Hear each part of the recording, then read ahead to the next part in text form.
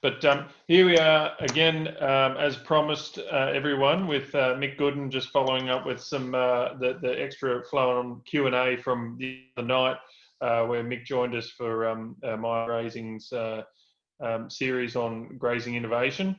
So thanks, Mick, for joining us again this morning, just to run through a couple of those questions so we can shoot those out to the audience. Yeah, no, my pleasure, Cole. So what I'll do is I won't put the questions up on screen, but I'll just read them out, and if you'd be able to give the answer best you can. There's been a whole bunch that have come through that are sort of grouped in a lot of commonality as well, so we'll just bust through the sort of 10 or so questions and keep moving. Yep.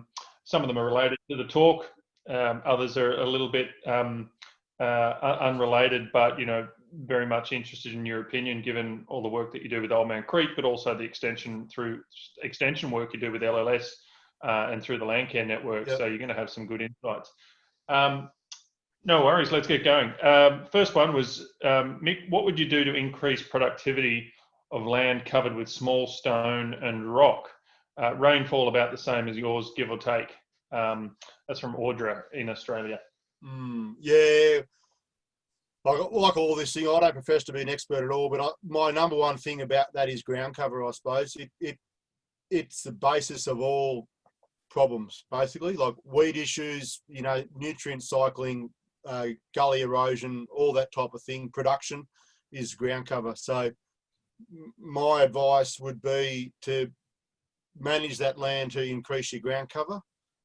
And, in saying that, any plant's better than no plant. So I know the discussion around the old paddocks and curse at the moment is pretty rife, and I think paddo is better than bare soil. It's not better than a big robust perennial grass, but if it's heading you in that direction, then that's what I'd do. So yeah, I think ground cover, and that comes through grazing management. Depending on where you are, often too, there can be a lot of feral pressure, or not necessarily ferals, but like kangaroos, goats, all that type of thing. And so if it means having to control them to increase your ground cover, then that's what I'd be doing. And in terms of, rock clearing or what have you, is that something that you've had experience with? Because I've seen quite a bit of a few documentaries and research papers where rock can actually, create these little own microclimates and attract dew and so forth, and reduce evaporation. And but obviously it's highly context specific. But you've seen a bit of that stuff, Mick? I haven't really. My gut feeling would be that the rocks would be a sign of there's probably been 4 foot of topsoil come off. That's where I'd be coming from. That might not be true, but my gut feeling is driving across the Monero there a couple of weeks ago. There's guys there rock farming, and they're just losing topsoil. That's what's happening there, and their rocks are coming up. So I think that's that.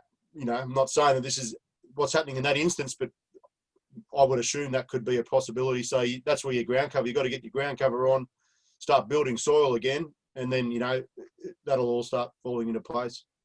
Yeah, as a boy from the Monero, I well and truly understand basalt rocks, and we actually had some pretty interesting columnar basalt formations coming out of the ground there. So you won't get soil growing up over those, Mick, despite yeah, well, maybe not. But absolutely no worries. Thanks, Audra, for the question. Feel free to reach out to us, and Mick's details and mine will be on the follow up as well if you'd like to get in touch. Next question. What are you doing to improve your soil health? I think it's a bit of a general question, but sort of covers off what you were talking about the other night. But ultimately, your whole system is all about soil health, and the animals and so forth are the tools and the grazing management practices that you deploy is essentially all about that. But it's a bit all encompassing. But Mick, what's your overarching? Yeah, well, soil health, you could talk for hours and hours and hours about soil health in its own right. I suppose in terms of what we're doing and how we're addressing it is acknowledging that basically we're managing a soil ecosystem is number one. If you had asked me, 10 years ago, I was a beef farmer, and then 5 years ago, I was a grass farmer, and now I'm a soil microbe farmer, really. And we're just using the animals as a tool. to harvest the grass and the grass is a byproduct of a healthy soil. So that's sort of what the order of priority is, as I see it. I reckon the biggest thing you can do for soil health is education. Like, I went to uni in the early 2000s, and learnt a lot about soil health, and the word carbon wasn't taught to me, and biology was probably, a sentence in a myriad of chemistry, biology, and physics is what you need in soil. And in the last probably 2 or 3 years, I've put a lot of effort into increasing my knowledge around soil, and it's almost scary because there's just so much to know about it. But the exciting thing is we're learning more and more every day with it. There's new, now DNA sequencing of soil biology and all this type of thing. So the opportunity for us to learn how all those interactions occur is really improving. I think you really need to put yourself in the position to get some good knowledge.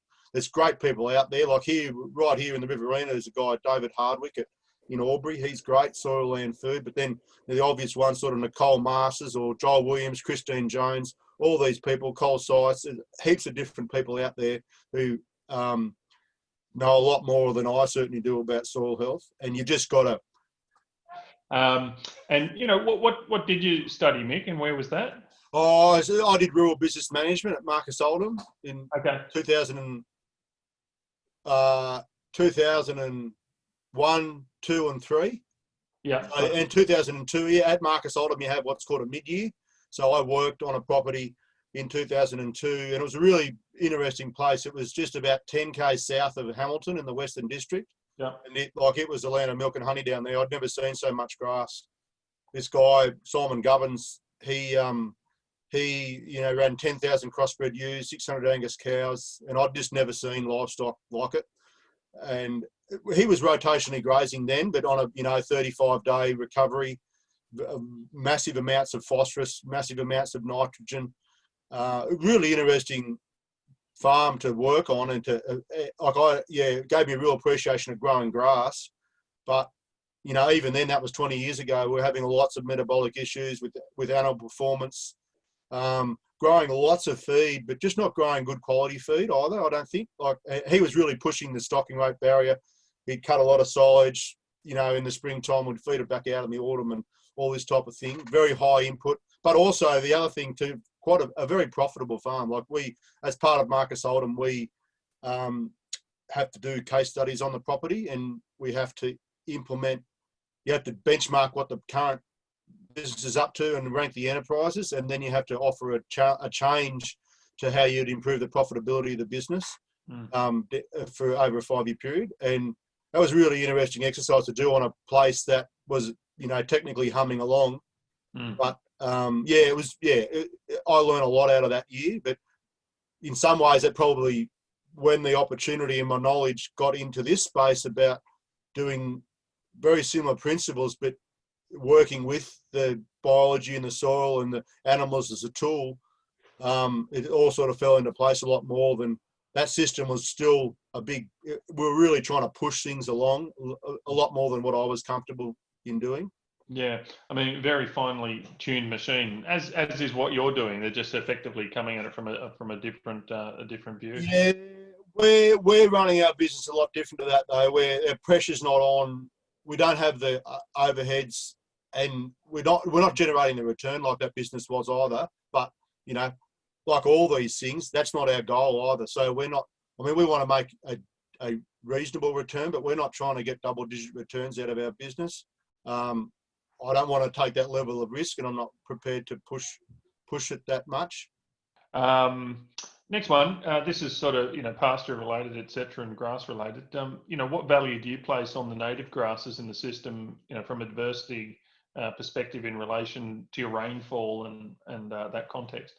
Yeah, I think one of the things that's really interesting in our situation is, as we're moving down this path, our natural recruitment of summer perennial grasses is really increasing.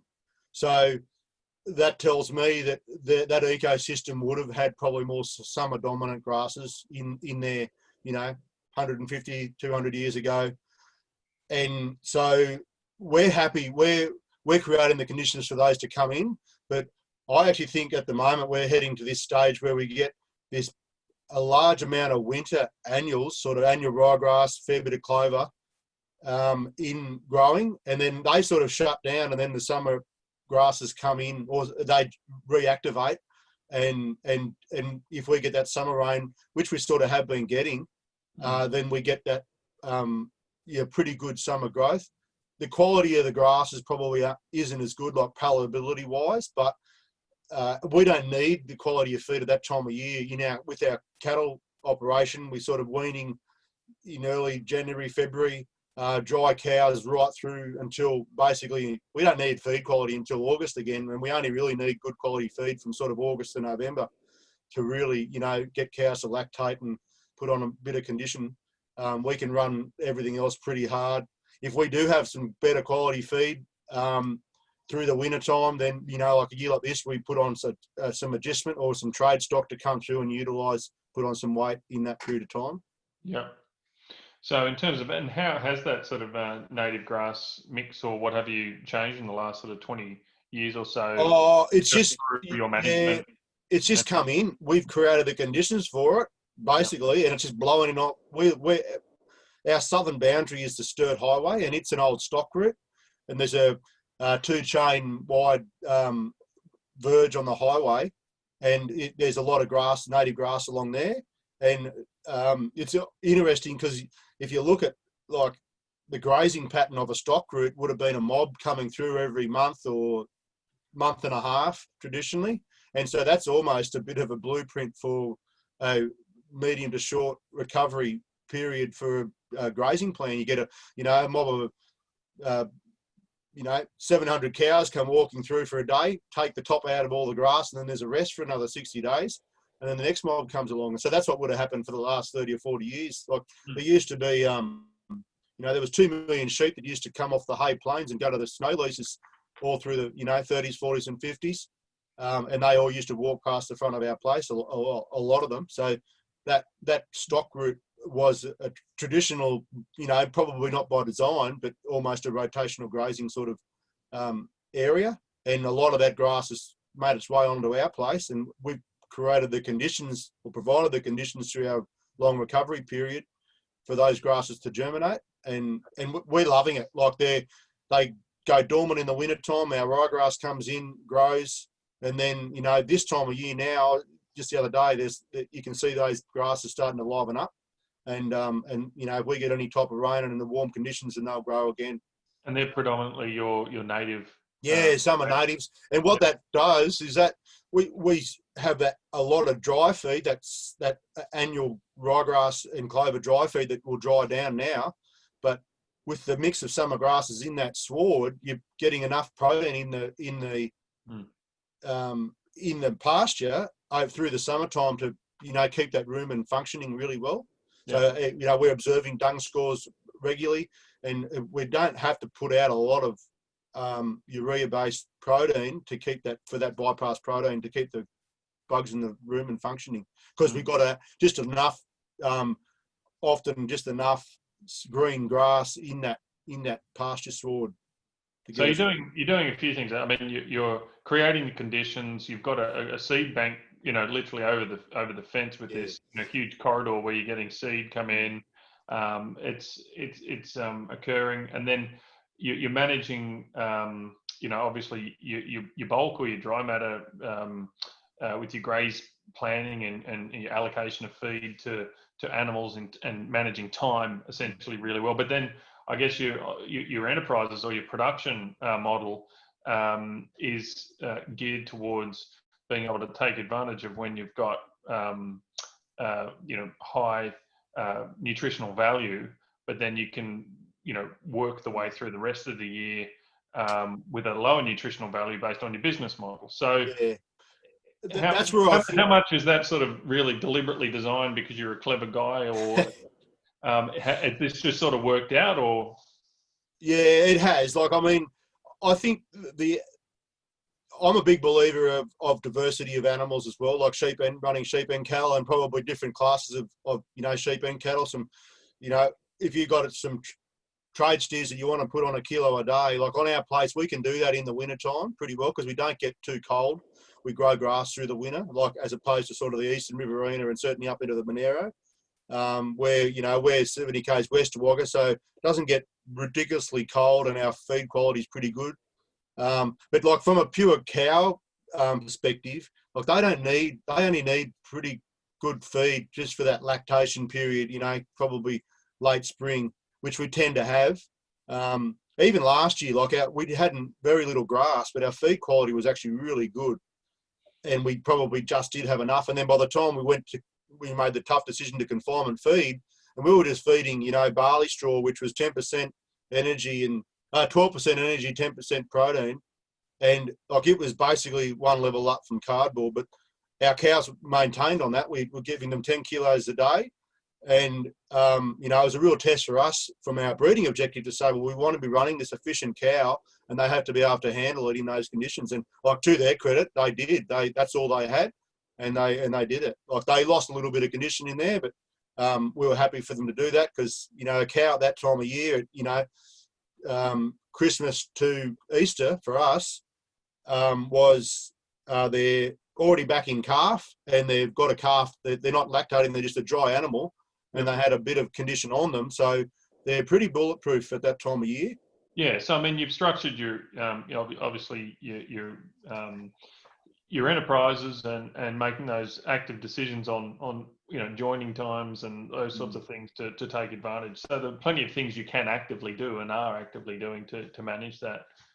Yeah, I'm a big fan of matching that animal demand to the pasture growth curve. And that, you know, that's why we choose to sort of calve in the early spring. I wouldn't say we're sort of winter calving, although like our calving date's probably the 25th of July, which is usually we start calving at sort of 10 days, 12 days earlier. But then like from our animal requirement, like, you know, that first couple of weeks, the cows don't actually really need to lactate too much. So it's when we're getting into August that we're in September when we're meeting peak lactation for our cows, and that's usually the time of year when we've got peak growth, and you know we really go into that sort of fast growth, fast moves in that period of time. And like a year like this year, we'd actually finished calving, so we only calved for like basically 2 weeks, really, like with a fixed time AI program and 17-day backup, everything was done in 2 weeks. And we, you know, we might have had 3 or 4 calves born a week or so later. And that's about it. So actually, when we were actually calving, we were only moving probably 3 times a week, if that. But then we went to sort of daily moves after about a month, and we're basically on daily moves probably every second day at the moment, really. Okay. Yeah, which is working out well because the grass is growing fast and we're moving the animals fast. Yeah, absolutely. I mean, you know, you're trying to keep it in that vegetative state, as you were saying. Yeah. The other night, and yeah, I've got a question. If I have time, come back onto that. But a question, a bit of a comment question from Vicky. One of Vicky's concerns is, you know, essentially mixing sheep with cattle, potentially the bringing of in a whole range of, you know, potential biosecurity issues for animal health, yonis, etc. I mean, what's your view on this, Mick? And I guess, you know, is this, you know, it depends. You know, your level of confidence and checks and measures, etc., of where you get in your stock of cattle or sheep or agistment as and when you do introduce other.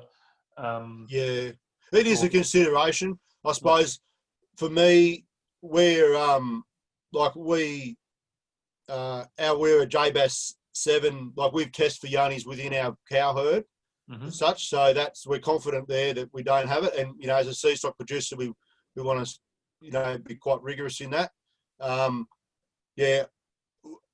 Also, yeah, I mean, there is biosecurity risk running sheep and cattle together, but I think also too the benefits that you get, like the transfer of biology from the animals, is probably a good thing, and also the diversity that they're providing above and below ground is probably really good as well. Yeah, I mean, with any operation like this, you are going to have some biodiversity risk, and that's just something we've got to be conscious and aware of. I think Biosecurity probably risk in or this situation biodiversity risk? that they outweigh each other. Biodiversity risk or biosecurity Oh, risk? biosecurity, sorry, yeah. Yeah, I guess there's always a biodiversity risk too if you're not managing it that well. Well, we want as much biodiversity as we can get, Yeah, hopefully to improve our biosecurity. yeah, yeah. And next one was I can't remember whether we answered this the other night, but Lockie sent this one in. Thanks, Lockie. Do you see a fall in performance with smaller paddocks? Now, I'm not sure whether Lockie's referring to a fall in yield performance in terms of consumed grass per smaller paddock, or fall in animal performance with the smaller paddocks. But I'll let you answer this one, but I've got some thoughts. Yeah, you've got to be really careful with it, I think, and that's where your time factor comes into it. There's no doubt, like if you want to be, if you wanted to be pure, let's maximise kilograms per animal, you probably wouldn't do exactly what we're trying to do in terms of a bit of reasonable high density, sort of over 40,000 kilos a hectare, and moving, every second day. If you just wanted to maximise weight gain on individual animals, you'd probably put them, stock them at 10 DSC a hectare in a 20 hectare paddock for, 40 days or something, and you probably would do that. But we're trying to not detrimentally impact daily weight gain, but also we're trying to utilise the grass that we're growing, and more importantly, provide the conditions for the biology to be able to recover that grass at a low cost way, after we've harvested it. So I think there's a couple of compromises there, and we get around by moving reasonably quickly. They're not in no spot for more than say 2 days, so that dung and urine, then the risk of them picking that back up again is very low, and they're always moving on to country that has had, a minimum of say 60, most likely sort of 90 days.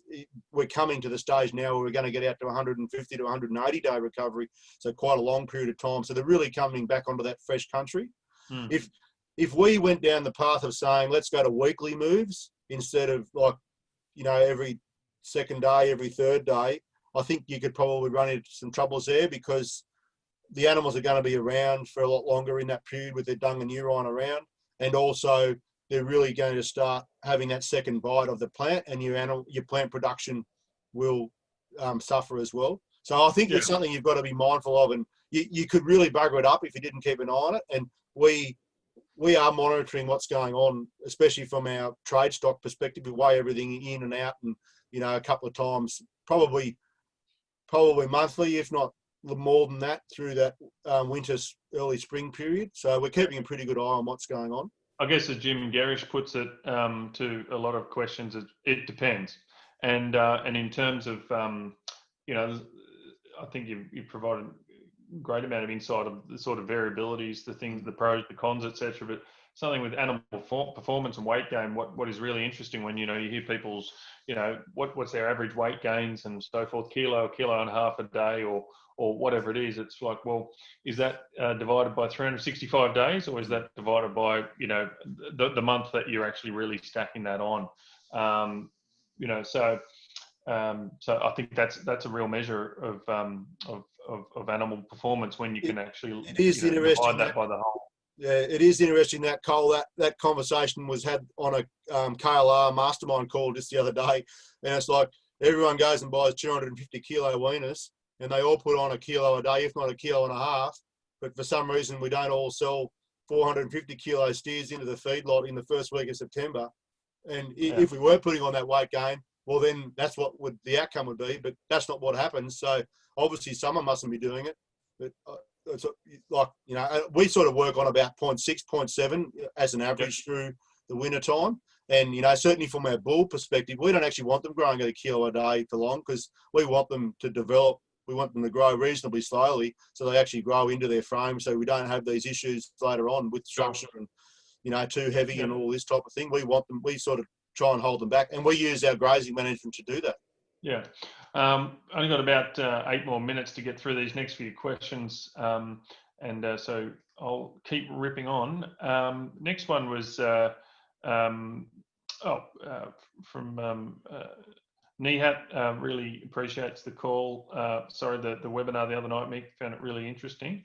It was just really about, the frequency of your formal monitoring. What are you monitoring in terms of soil, vegetation, and animals? You're talking about dung monitoring. Obviously your grass is being monitored all the time. I think we may have touched on this the other night, but if there were some key things that you're just religiously monitoring and being used as a benchmark or reference point for progress and pitching your development goals, what are those? Yeah, so I suppose I see monitoring probably on a few different levels. Like I spend probably more time looking down than out when I'm on the property, when I'm riding around. And so like I'm always, every time I go somewhere, I'm looking down at what the grass is, wherever, like to get around to wherever the mob is. You're looking at either areas that haven't been grazed or areas that have been, and what their recovery is. And that's that's the beauty of having the Maia thing. I can rip out my phone and say, oh right, I'm in John 7. When was this last graze? And boom, I've got that answer straight away, and it's got the yield that was there, how much was removed, how many days it was grazed for, how many days ago was that. So I've got that information. From a more formal perspective, from a monitoring. Oh, the other thing on that, so every time we go into the paddock, and it only takes like, it's just a second nature now, but I'm always looking at the dung of the animals to see, what that Pavlova paddy ideally, and then you're looking at the gut fill on the animal too, and it's really easy on cattle to see. Just on the, you mentioned Pavlova paddy, I'll just say Nihat's from the UK, so he may not know what a Pavlova is, Mick. Well, Pavlova could be a Russian ballet dancer for him, but for us, it's one of our favourite desserts in Australia. So basically, it's you want what's another word? I don't know how to describe it apart from Pavlova, but like Russian ballet dancer. Are you serious? Yeah, that's where it came from. What, this dessert name? Yeah, the Pavlova was named after a Russian ballet dancer. Yeah, but do they call these Pavlovas in the UK, or we call? I don't know. Maybe they basically call it. What we're talking about, Nihat, is like a meringue, and essentially where you get that little turned dollop up at the top of the Pavlova or the top of the Russian ballet dancer. I'm not sure what Mick's going on about here, but yes, it was named after a Russian ballet dancer by the surname of Pavlova. Yeah. But good on you. So yeah, we're looking at that and the dung score and the gut fill of the animal, and then from a more formal perspective, yearly we have a land to market. We're part of the land to market program, and so there's 5 monitoring sites on our 1,000 acres that we get down on our hands and knees and do transects and whatever, and then every 5 years we do a full blown like independent like verification of is our landscape heading where we want it to be or away from it. So yeah, and then in addition to that, we're doing reasonably regular soil testing, probably not as much as we should or could, but all that comes as a trade-off to there's a cost to it. And if we're managing our ground cover, then that's probably the biggest factor that's going to help improve our soil health, as we see. So I don't want to spend unnecessary money on it. We do some soil monitoring. Our next step, potentially, if it was economically viable, we would have done it already, would be to do a genuine baseline carbon measurement. At the moment, we don't think that it's economically good for us to do that, but we're hoping that conditions will change soon so that then we can go down that path, and that would be great. Yeah, no, thanks Mick, and anecdotally, no doubt, in terms of animal, plant and dung and so forth, you're spending a fair bit of time, with your shovel and just periodically digging into the ground as well and checking out things as well. Next question from Jenny. When changing genetics to grass efficiency, invest in bulls, cows, or both? What's your view on that? Well, as a bull breeder, bulls are very important, but no, you can't do anything in isolation. So your bulls are important, your cows are equally important. If you use the wrong bulls, you're going to get the wrong type of cows. So they go hand in hand.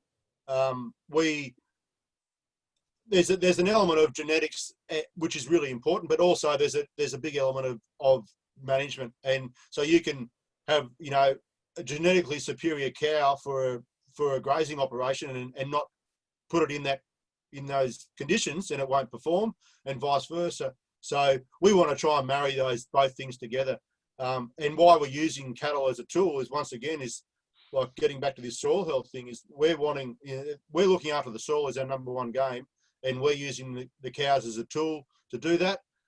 We need a profitable and resilient cow in the system to be able to utilise the grass we're growing, and so that's why we've gone down this path of breeding them. And also the other part of it for me is I love breeding animals. I love animals, and I love being able to, breed and see what we're doing, and know that this cow's performing well or that cow's not.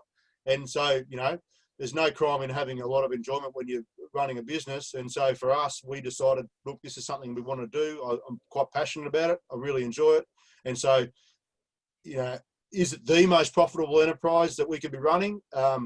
Maybe not, but there's a lot of that benchmarking stuff. There tends to be more variation from within the enterprise than from in between. And we didn't really want to go chasing rainbows with an enterprise mix. We just wanted to pick enterprises that we enjoy and we love doing, and then do that as well as we can, and and the profit will sort of take care of itself. And I guess inherently, you love animals and love the landscape, being able to intrinsically sort of see that connection and that interaction between those and see how they both develop and grow over time, I guess. Yeah, well, it is, and without wanting to open up a complete can of worms, but that sort of respect of the landscape, understanding the energy that it's got, and then also the energy that the livestock can provide from that landscape as well is quite powerful. So I'm often out there in the landscape, talking to cows and talking to the land, and lucky no one else is out there, because everyone will think I'm nuts. But I think there's a lot in that, and communicating what you're trying to do, and being observant of the responses that the land and the animals are providing is really important. Yeah, thanks, Mick. We'll wrap it up on this last question. Bert, thanks for sending this one.